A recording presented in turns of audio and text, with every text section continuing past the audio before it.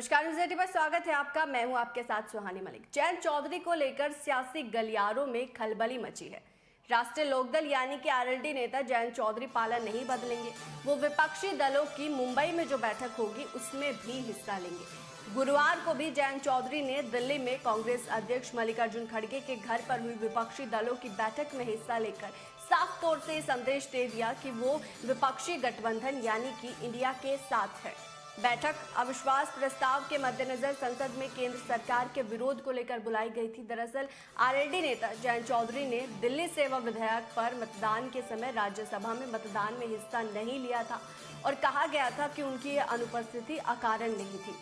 चर्चा थी कि बीजेपी नेतृत्व से उनकी बातचीत चल रही है और वो भी ओम प्रकाश राजभर की तरह कभी भी पाला बदल सकते हैं। इसका कारण बताया गया कि बीजेपी किसी भी कीमत पर जयंत चौधरी को अपने पाले में लाकर पश्चिमी यूपी का किला जो है वो भेजना चाहती है। लेकिन जयंत चौधरी ने अब साफ कर दिया कि वो मुंबई वाली बैठक में शामिल होंगे और वो साफ तौर से इंडिया के साथ है। बीजेपी कितनी अफवाह फैला ले, जयंत चौधरी इंडिया के साथ ही है और उनके साथ ही रहेंगे।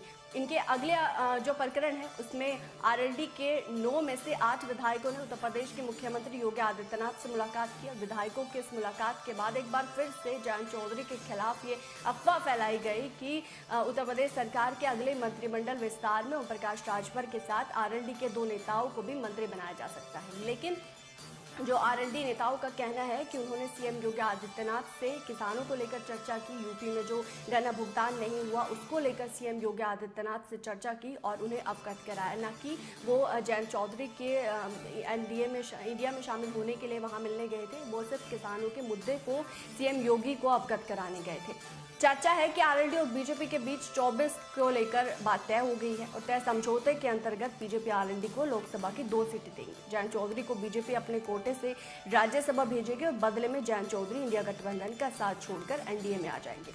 यदि ऐसा होता तो इंडिया गठबंधन को बड़ा झटका लग सकता था, लेकिन अब साफ तौर से इन जो अफवाहों पर जो है रोक लगा दी है।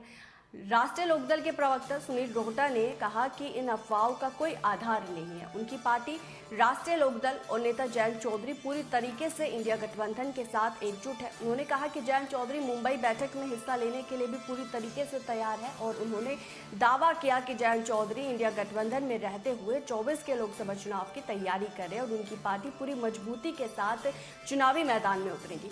तो अब जयंत चौधरी की पार्टी की तरफ से क्लियर हो गया कि जो मुंबई में बैठक होगी उसमें जयंत चौधरी हिस्सा लेंगे, जिसका सीधा संदेश बीजेपी को जाएगा कि जयंत चौधरी, बीजेपी कितनी ही अफवाह फैलाने की कोशिश करे कि जयंत चौधरी एनडीए में शामिल होने वाले हैं, लेकिन वो अब मुंबई की बैठक में शामिल होंगे, जिससे साफ तौर से उन्होंने ये संदेश बीजेपी को दिया है कि वो अभी भी इंडिया के साथ है और 24 के चुनाव में इंडिया के साथ ही रहेंगे।